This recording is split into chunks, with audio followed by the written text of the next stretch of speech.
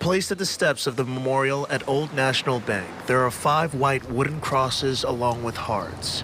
Each one symbolizes the life taken from Monday's mass shooting. The purpose is just to be here for people, just to have for a way to express their grief, their sorrow, or however they need to express themselves. The crosses are for people to write messages of love and hope, but sometimes people just come here to grieve.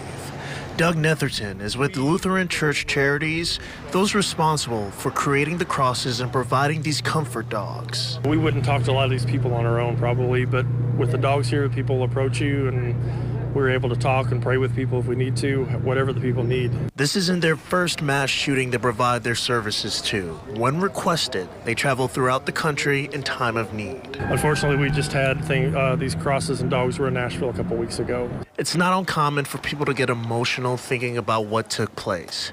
Chaplains throughout the country offer to pray with them if they would like.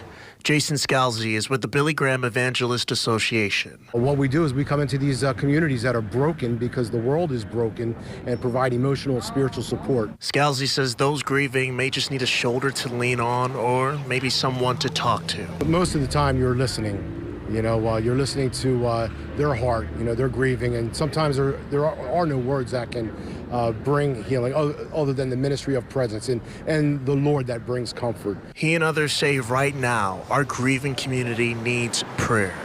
The crosses were removed from the memorial early Wednesday afternoon to be placed at the Muhammad Ali Center for the community-wide vigil. After Wednesday's community-wide vigil, the crosses will be placed back here at Old National Bank. I'm told the crosses, along with the chaplains and even the support dogs, will be here as long as they need to be. At Old National Bank, I'm Shaquille Lord, WLKY News.